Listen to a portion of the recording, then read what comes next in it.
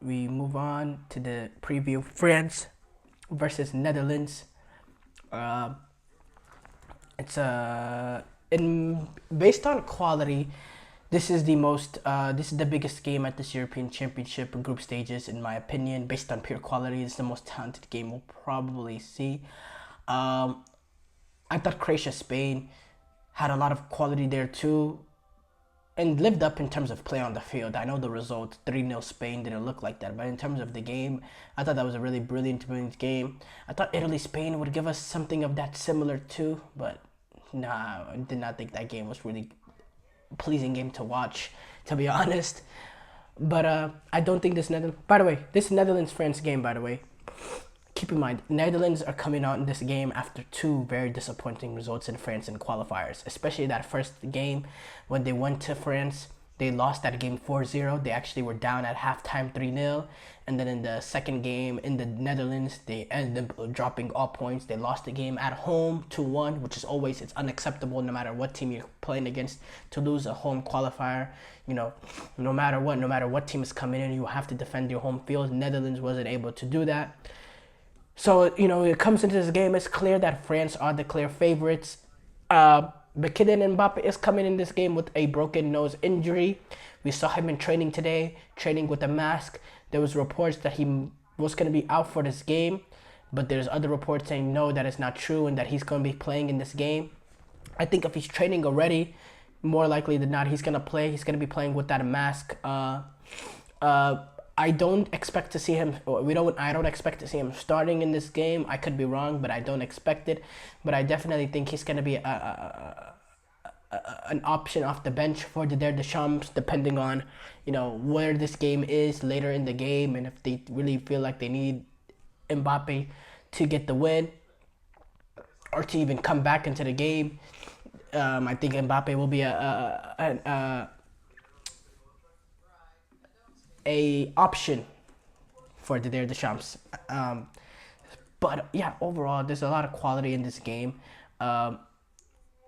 The Netherlands are coming off this game after defeating Poland, a come from behind victory over Poland with goals from Cody Gakpo and Wout Weghorst right at the end to get past the Polish team without Lewandowski. You saw the scenes after Weghorst was able to get that second goal. It was pure adulation. It was supreme. And by the way, the Oranje, the fans, amazing support that they provide. You see the clouds. It's clouds of orange. It's just pure orange. It's pure passion. They travel in great numbers. I see they're all over my feed in terms of their fan parades and all that. Just brilliant support. And that's what we love seeing. We love seeing national teams that get supported. So yeah, they're gonna be a huge outfit. Cody, but in France, they're coming off a game where they got they etched themselves past Austria, with a 1-0 victory after an own goal, from one of the Austrian center backs to get past them. Kind of a vintage kind of France performance under the Deschamps of, really observing pressure and taking advantage on the counter. Really creating a lot of chances through transition with the pace of Mbappe, Dembele, Thuram. And yeah, they were comfortable, not comfortable, but they were the victory. They won that game. N'Golo Kante, he came back to his world-class ways, winning man of the match in that game. He was an amazing player. I see him. He's going to continue to start. Now, the tricky thing with this situation is if Mbappe doesn't go, how do France decide to change it up? Now, France do have options with Colomwani. Maybe if they want to play Thuram through the middle, they can bring in a guy like Coman or Barcola or something of that sort. But I believe that they're going to go with Giroud. He's their leading international goal scorer. You have a guy of his ilk on the bench. He was one of the first guys off the bench in that game against Austria. He provides you something a little bit different, and in terms of general play, he's still a very good number 9. So I think he will probably be the replacement for Mbappe. He'll play through the middle, while Thuram and Dembele will play alongside him. I think Griezmann. The amazing thing about this resurgence that N'Golo Kante has for this French team is allows Griezmann to play in more of his natural position of playing more closer alongside, whether it is Mbappe or this time around potentially Giroud. It allows him to play a little bit further up the field, and he doesn't have to do as much of the defensive work as he had to do at the 2022 World Cup. Especially, we'll see this as time goes on against better opposition. He's going to push up higher in the field just naturally because Kante is just able to cover so much space. And I think that can be important.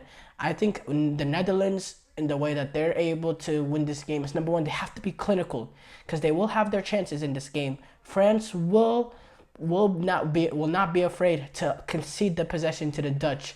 They won't be afraid to do that, but the Dutch have to be clinical in whenever they get up the field. They have to be clinical. They have to take advantage of the opportunities when they come. And if Memphis Depay is the one that starts for the Netherlands, and it's that same Memphis Depay that show up against Poland, that will not cut it. Because with this French team, if you don't take advantage of the opportunities that come, they're gonna make you pay.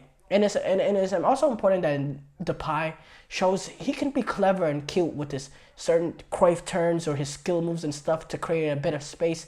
He's going to need that because this French team, they're not going to give you space necessarily in terms of defensively. They play very, very tight, very compact, very, very good defensively. They don't beat themselves.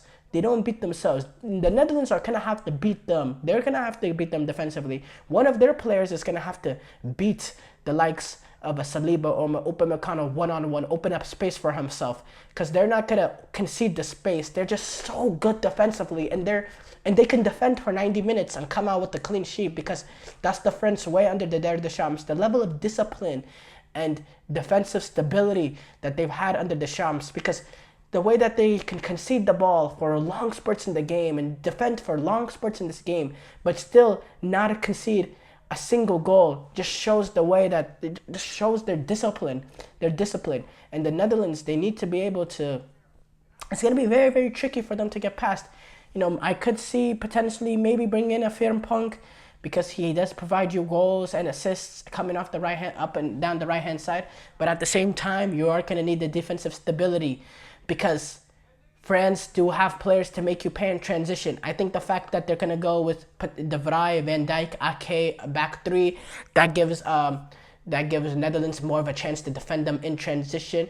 But it's still important that the fullbacks don't get pushed up way too high up the field, because De Vrij, Van Dijk, Ake, they could still be in transition if they're only the only three back there. I think it's important that either Dumfries or the other fullback. I forgot who played on that left wing back side against the Polish.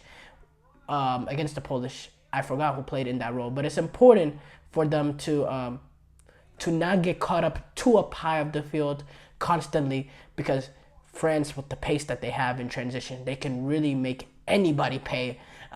Even a defense as strong as the Dutch. But yeah, so there's certain areas that Netherlands have to solidify for this to be a game, and then France, if they just continue to play their game, I think they're gonna be, they have the style, they know how to do it, they've done it professionally, they have more quality than this Netherlands team. At the end of the day, that we have to be clear on. They do have more quality than this Netherlands national team. So for them, they just need to play to their level. They need to continue to do what they've done best over these past few international tournaments. If they don't have a major slip up, I don't see them dropping any points in this game. It's just, are they able to find that breakthrough? And once they're able to find that breakthrough, I think it's probably going to be smooth sailing for there. I'm gonna predict a 0-0 result in this game. I think France will struggle against this Dutch backline to find that one breakthrough. Now, if they're able to find the breakthrough, it does completely change the game, but I don't think they will be able to. I don't think Dutch will really make this French backline give them much question marks. Maybe near the end, if they bring on a guy like Weghorst again, maybe he can be, with his direct ability, can provide a little bit of question marks for Upamecano and Saliba, that are not the tallest of defenders compared to Weghorst, but who is tall compared to him. But But yeah, I don't see the Dutch team providing them too much of a difficulty in terms of providing the French defense too much of a difficulty. The French defense is just so strong. It is really strong. Thank you for tuning into the GSMC Soccer Podcast presented by the GSMC Sports Network. Your support means a lot to us, so please remember to subscribe to the show and leave a positive review. It really does make a difference. We also invite you to follow us on Facebook, Twitter, TikTok, and Instagram for more content and updates. Thank you once again and have a wonderful, wonderful day.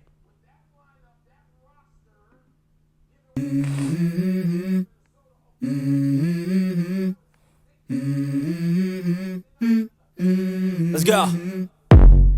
I wake up to a little bit of drool on my pillow, feel like it's gonna be a